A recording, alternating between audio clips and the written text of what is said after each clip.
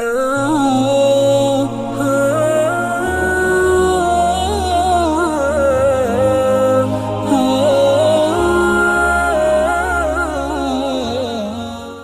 بھائیوں، حالات بد سے بدتر ہوتے جا رہے ہیں۔ مسلمانوں کے لٹائی کٹائی پٹائی کے پوری تیاریاں کم سے کم دلی میں تو تیاری مکمل ہے۔ کب کہاں کیسے حالات پیدا ہو جائیں کوئی نہیں کہہ سکتا، اس لیے میں کہہ رہا ہوں اپنے بچوں کے ایمان کی سلامتی کے لیے تو جاگو، کم سے کم اپنے ایمان کی سلامتی اور اسے بچانے کے لیے جاگو۔ اس وقت سب سے بڑا فریضہ ہمارا اپنے ایمان و اعمال کو بچانا ہے۔ اس پر ایسے ڈاکے ڈالے جا رہے ہیں، ارے 20 سال 21 سال 22 سال مسلم گھرانے میں پلنے بڑھنے والی بچی ایک جھانسے میں آ کر دھرم تبدیل کر رہی ہے، تو بتاؤ ان کی محنت کس لیول کی ہوگی؟ سالوں سال مسلم گھرانوں میں پلی، لیکن سیکنڈوں میں کیا ہو رہا ہے؟ اس کا ایمان ختم۔ ہندوؤں کے گودوں میں جا کے بیٹھ رہی ہیں آج کی نوجوان لڑکیاں، اور اس میں کمی کس کی ہے بھائی؟ ایک پڑھی لکھی لڑکی کیا چاہتی ہے کہ میرا شوہر بھی کیا ہو؟ پڑھا لکھا ہو۔ اب اکثر نوجوانوں پر غور کرو، SLC کو پہنچتے 100 بار مر کو اٹھتا انہیں۔ SLC کے بعد ویلڈنگ سیکھتا، نہیں کہ تو کارپینٹنگ سیکھتا۔ سوچنا، اب پڑھی لکھی لڑکی اسے ایکسپٹ کر رہی ہے، بولو ذرا۔ تو مجھے لگتا ہے لڑکیوں کو پڑھانے سے زیادہ لڑکوں کو پڑھاؤ۔ تمہارے لڑکے اس قابل ہو گئے تو ان کو ادھر ادھر منہ مارنے کی ضرورت، ایجوکیشن کے نام پر، تعلیم کے نام پر منہ مارنے کی ضرورت بھی نہیں پڑے گی۔ اب ہمارا نوجوان اس کی زندگی پر ذرا غور کریں گے، صبح سے شام تک دیکھو بڑیاں پھونک لے کو، گٹکے کھا لے کو، خالی لڑکیاں کو چھیڑ لے کو، ادھر ادھر میٹنگاں پاس کر لے کو، لوگوں پر کمزوروں پر ظلم کر لے کو اس کی زندگی گزر رہی ہے۔ ویسے لڑکوں کو پڑھی لکھی ایجوکیٹڈ لڑکیاں پسند کریں گی؟ جب مسلمانوں میں اچھے دیندار دینی ذہن رکھنے والے ایجوکیٹڈ طبقے کی کمی ہو گئی، یہ بھی ایک سبب ہے یہ مسلم لڑکیوں کے ارتداد کا، یہ بھی ایک سبب ہے۔ بہت سارے اسباب ہیں اس کے، صرف کسی ایک کو پکڑ کے نہیں بیٹھ سکتے۔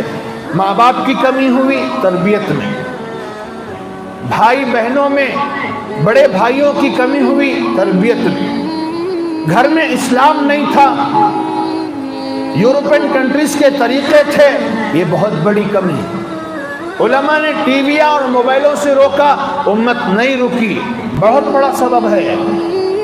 فحاشی عیاشی کے مناظر دیکھنے دکھانے سے روکا، امت نہیں رکی، سبب ہے۔ ایک ایک چیز پہ غور کر کے دیکھو، جن جن چیزوں سے علماء نے روکا وہی چیزیں آج مسلم بچیوں کو مرتد بننے کے لیے ابھار رہی، اسلام چھوڑنے کے لیے ابھار رہی۔ سمجھتی نہیں امت ہماری، لیکن جب ہاتھ سے وقت نکل جاتا تب یاد کرتے، وہ پرانے ایک عالم صاحب بولتے تھے رے، وہی ساتھ ہو رہا۔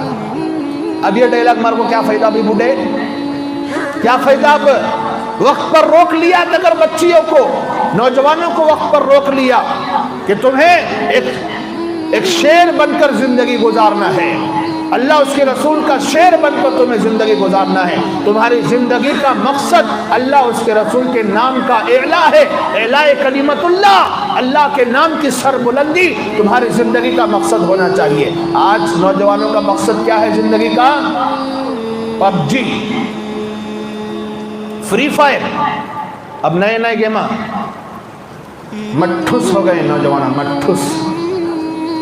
بہت دکھ ہوتا ہے مجھے، بہت دکھ ہوتا ہے، ان کی جوانی کس راستے پہ جا رہی ہے۔ یہ نوجوان کہلانے کے بھی قابل ہے یا نہیں ہے؟ یہ امت کا اتنا بڑا سرمایہ یوں گندی نالیوں کے کیڑوں کی طرح زندگی گزار رہا ہے۔ بہت دکھ ہوتا ہے مجھے، خدا کی قسم۔ میں جتنا بول سکتا ہوں بولتا ہوں، زیادہ بولوں گا تو آپ لوگ مجھے کیا کریں گے؟ کرسی سے اتار دیں گے۔ بڑا بولنے نکل رہے تو یہاں سے لمٹ ہوتی ہے بولنے کی بھی۔ آدمی کتنا بولے گا، کتنا جگائے گا، کیسے جگائے گا؟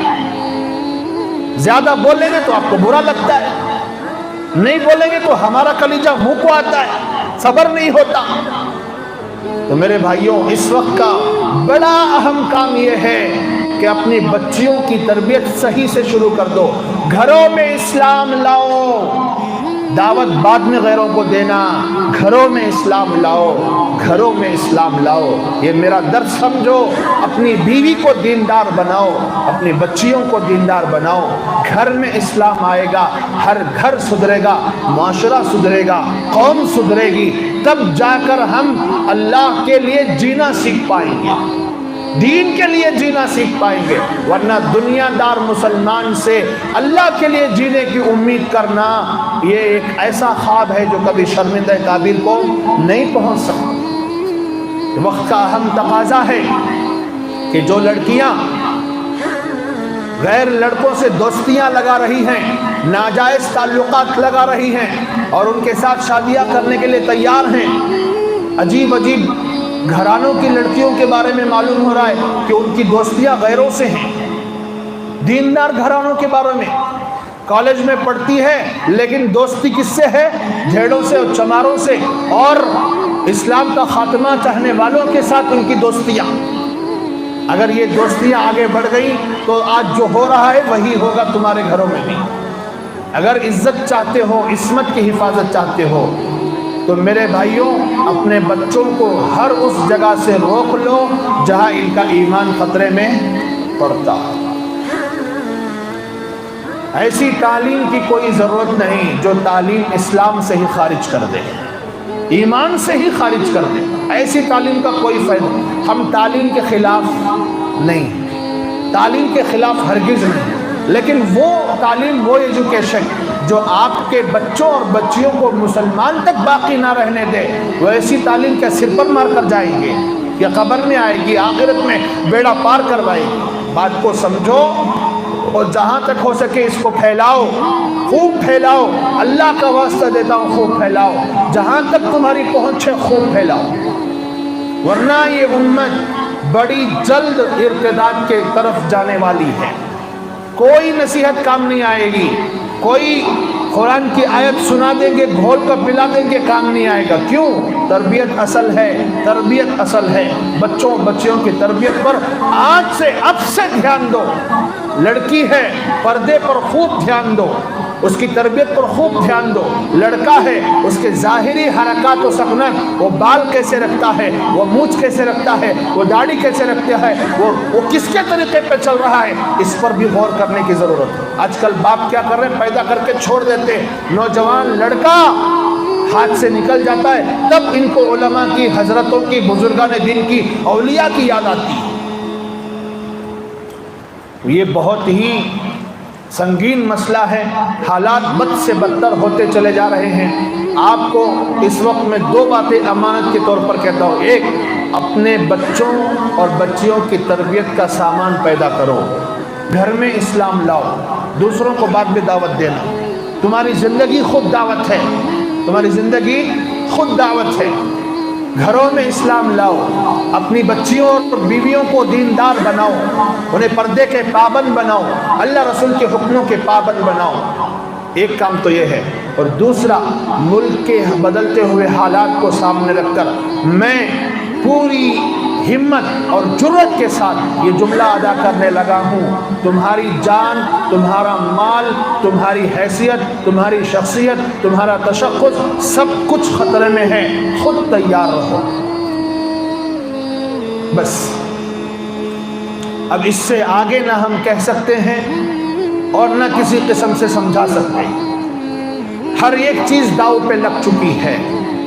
جو وہ چاہتے تھے ویسا ہوتے ہوئے نظر، لیکن اس کے مقابلے میں اللہ کی طاقت بھی بڑی ہے، اللہ کی مدد بڑی ہے. لیکن یاد رکھو اللہ کی مدد بھی کس کو آتی ہے؟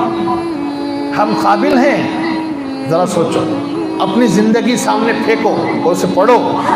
کیا میں اللہ کی مدد کے قابل ہوں؟ کہ میرے لیے اللہ کی نصرت اترے گی؟